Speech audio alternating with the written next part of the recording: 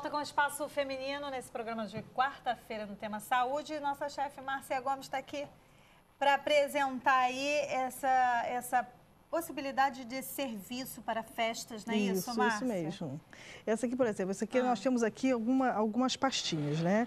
Eu escolhi azeitona, tártaro e mostarda com mel. Então, a pessoa pode estar circulando ali na festa, pega uma coisinha dessa daqui, enche e come. Pronto. Quer dizer, é bem na mão, bem rápido, a pessoa fica alimentando-se ali o tempo todo com a mesa posta, entendeu? Certo. Aí nós temos aqui esses jantares também que a gente faz, que são esse aqui seria o mínimo, mas nós não temos a peça apropriada aqui, seria um pouquinho menor, que é um macarrãozinho, né? Com molhinho, gratinado, que também é servido dessa forma também na mão, também. Nada de mesa, nada de mesa posta, não. É bem à vontade mesmo, bem volante mesmo, entendeu? E aqui tem as montagens, né? Que a gente pode estar fazendo também essa entradinha de saladinhas, né? Que você pode estar fazendo ele nesse tamanho, ou menorzinhos também para coquetel. Muito bem. É. E aqui são as montagens que a gente pode estar fazendo, tanto doce quanto salgada, né? Eu fiz alguma proposta salgada aqui, que é com legumes, né? Fiz a outra com molho tarto cereja, fiz um outro aqui com azeitona e vou fazer agora um doce para a gente poder estar vendo. Isso aqui nada mais é do que a goiabada derretida, que a gente derrete no micro-ondas mesmo, entendeu? Aqui é o doce de leite, tradicional doce de leite com coco. Agora você vai fazendo, né, para ela ver. Isso. Vamos, digamos que isso aí pode estar assim, preparado na festa, mas também você pode estar fazendo. Pronto, que aí também pode ser servido assim, vamos fazer aqui dar umas ideias para ela. Vou fazer uma doce aqui de doce de leite com coco. Porque tem que ter a possibilidade de doce e salgado, isso, né? Um queijinho Minas, né? Que pega bem com o docinho, né? Pronto, e assim a gente arruma em todas, botar desse lado que está salgado. Fiz aqui uma de goiabada com queijo e cereja, né? Vamos fazer uma outra aqui. Fazer uma aí com a azeitona, isso, azeitona preta. Não precisa ser servida de outra forma, pode ser servida somente assim mesmo, tá? Você pode até botar uma batatinha ralada, que ela é bem fininha, fica legalzinho também, entendeu? A doce, que a gente usa muito no Natal, né? Costumo usar muito ela no Natal, a gente bota com essa goiabada também fica bom com queijo Minas. Eu adoro. E você pode colocar também no micro-ondas, que ela derrete junto com o queijo, dá um sabor todo especial. Pode estar decorando com uma cerejinha, né? Para ficar bonitinho também. Que fica bem diferenciada, né? E aqui é a mostarda com mel, que eu adoro. É minha preferida. Sua preferida, tá difícil? Porque a Márcia não gosta. Eu gosto de comer. Gosto de comer. Mas eu estou de dieta, viu? Até o casamento do meu filho eu vou estar magrinha. Prometo. Prometo para eles, né? Aí aqui você pode colocar uma saladinha dentro dela, tá vendo?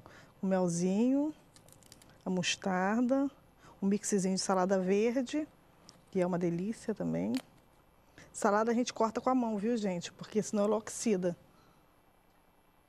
E temos aí essa variedade gostosa de mas a gente tem que continuar aqui fazendo diferenciado, né? Faz aí você fez aqui um com legumes, mas eu quero que você apresente para ela como foi que você fez.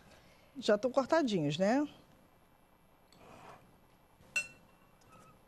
São os doces e os salgados. Isso. Vamos fazer bastante aqui para ela ver, Márcia.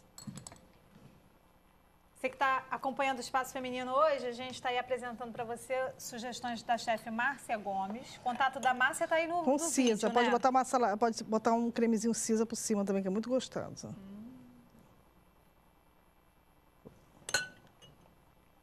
Márcia, teu contato está lá no vídeo. Ah, legal. Tem o e-mail, não é isso? Isso, e tem novidades lá, hein? Pode entrar lá que no meu Facebook é marciaoliveira.gomes, que também tem bastante novidades lá. Tem a nossa confraria agora de noivas, para as noivinhas estarem lá escolhendo seus vestidinhos, seus fornecedores maravilhosos que vão estar lá fazendo um diferencial muito grande também. Aguardo você lá, hein? Agora, peraí, Esse foi a doce de leite com fio de ovos, tá? Uma cerejinha que pega bem pra caramba. Olha, adoro cerejinha. Doce de leite com fios de ovos. Então, agora nós vamos fazer de quê, Márcia? Porque eu tô vendo aqui o mussarela de búfala, Isso, a mussarela eu gosto muito de usar na salada.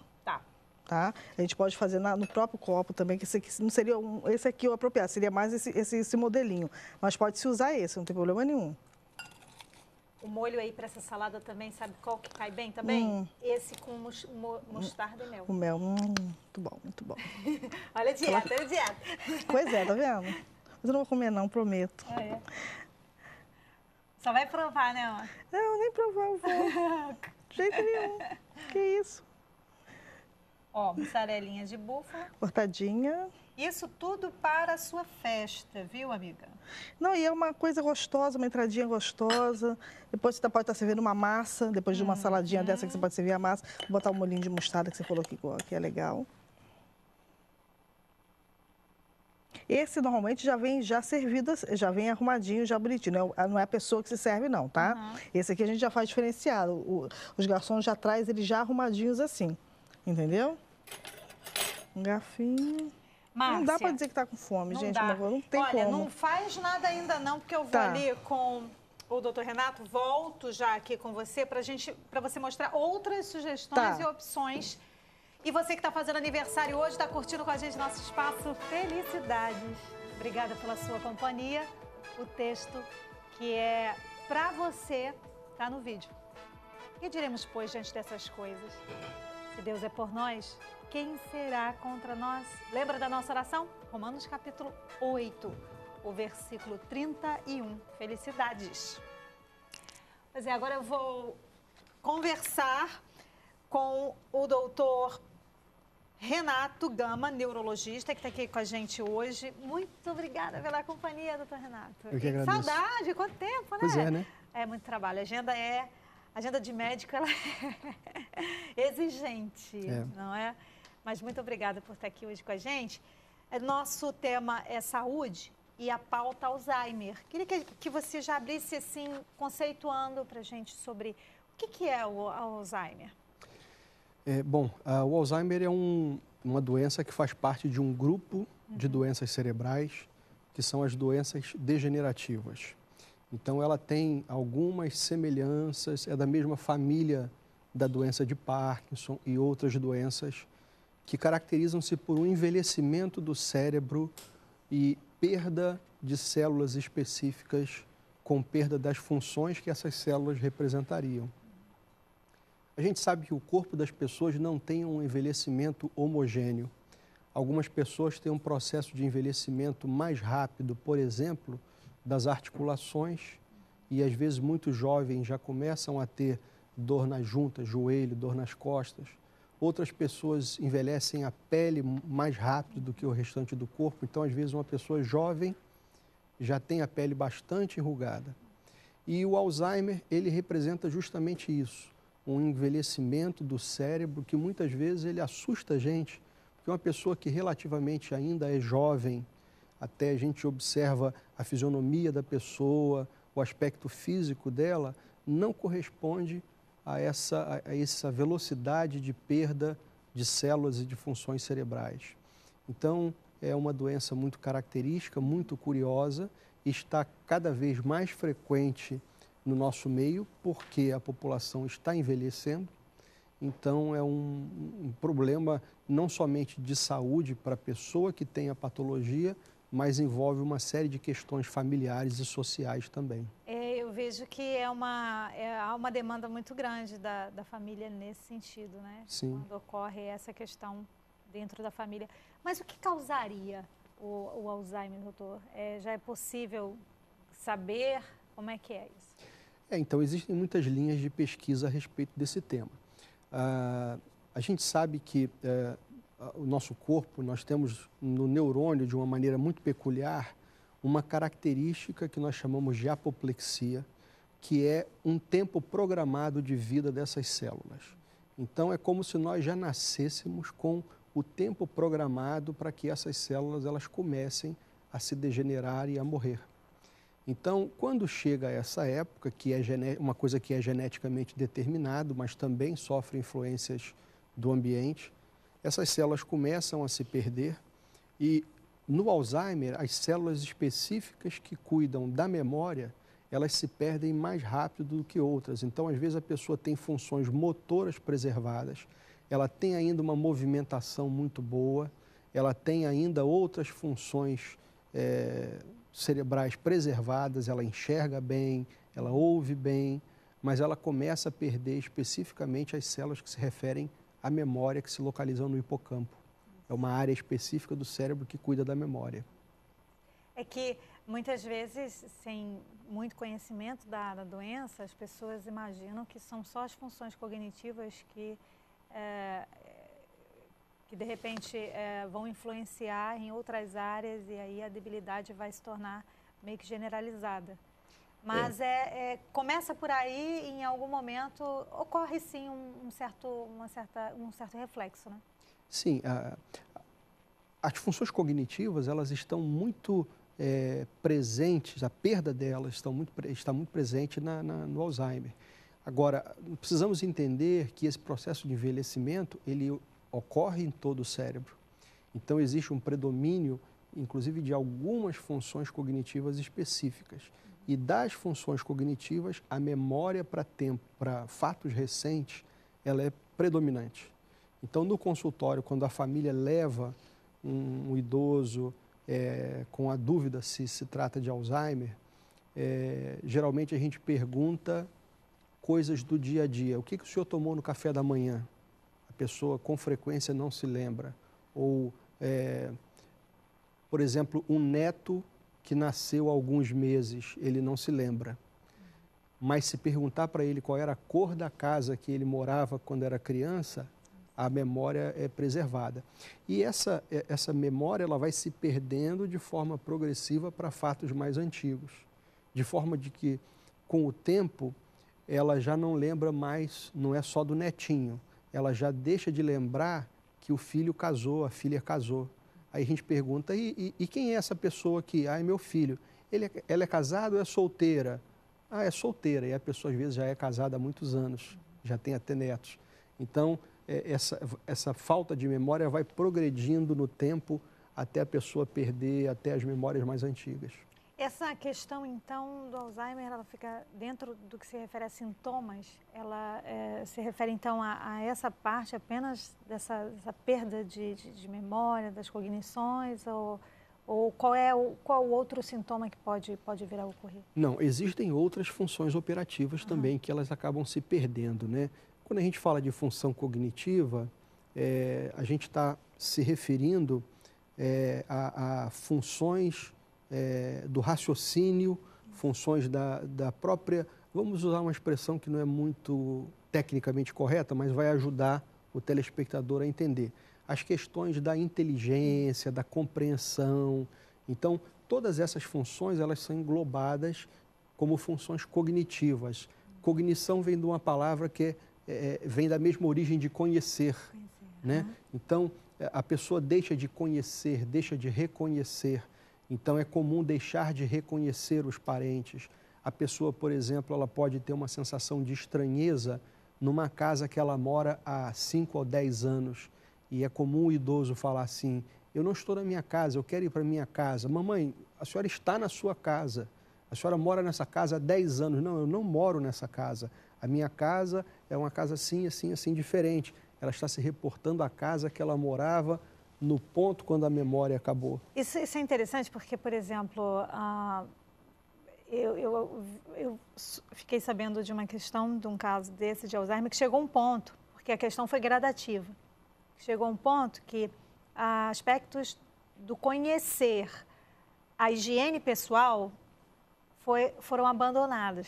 Então, é muito comum. É muito comum, não é? É porque é interessante esse entendimento, porque os familiares precisam ter noção de que isso acontece não por uma questão de que a pessoa, né, se desleixa, está desleixado, nem nada. É porque faz parte do próprio Alzheimer. Né? Sim, porque, veja, uma pessoa que não lembra do café da manhã, é comum ela não lembrar se tomou o café da manhã ou não.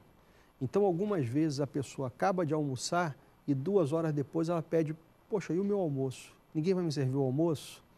Da mesma forma, também, alguns idosos com Alzheimer começam a perder peso porque simplesmente esquecem de se alimentar. Uma característica do idoso é a perda do paladar e muitas vezes a perda do apetite. Se ele não lembrar que ele não se alimentou, então ele começa a entrar num estado de definhar mesmo, corporal, que acaba agravando todos os sintomas que cercam esse complexo da doença de Alzheimer.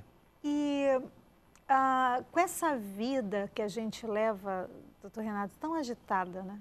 A gente entra num esquema meio mecânico de fazer as coisas, né? Naquela coisa do automático.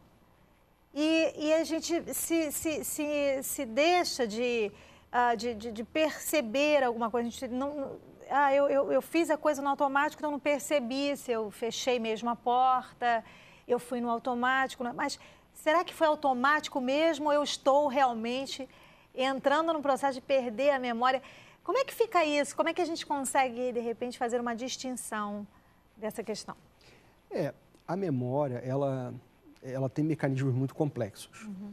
Nós costumamos explicar o funcionamento da memória como uma trilha na mata. Então, quando o bebê nasce, é como se fosse um gramado que está completinho, fechadinho. Uhum. Então, sempre que a criança começa a praticar sempre os mesmos atos, começando por mamar, controlar as necessidades fisiológicas, é como se ela fizesse sempre a mesma trilha, por um mesmo caminho, e aquela trilha, o mato vai ficando mais rarefeito, né? Uhum. Vai sumindo o mato, vai ficando só a trilhazinha de terra. Uhum. Então, na nossa mente, formam-se também as redes neurais. Então, todas as coisas que nós aprendemos e nós praticamos com frequência, elas acabam fazendo trilhas no nosso cérebro por onde nós caminhamos por mais facilidade. Então, isso é o aprendizado e a memória está baseada nisso. Sempre que você deixa de fazer uma certa atividade com frequência, o matinho começa a crescer de novo e você acaba perdendo aquela trilha. Então, a memória, assim, para a gente explicar para a pessoa que não é da área da neurociência, a gente dá esse exemplo e isso facilita a compreensão e ajuda a entender que não é somente a morte dessas células que a gente está falando que vai levar à falta de memória. Sempre que você tem qualquer processo onde você deixa de praticar, uma pessoa que fala um idioma muito bem, mas para de falar por muito tempo, começa a nascer o matinho naquela trilha, ela começa a perder. Então, a pessoa que dirige há muito tempo, mas ficou muitos anos sem dirigir, ele perde aquela habilidade. Claro que pode voltar a tê-la. Então, voltando à questão principal da sua pergunta, não é somente a perda dessa célula, a perda dessa química que provoca a falta da memória.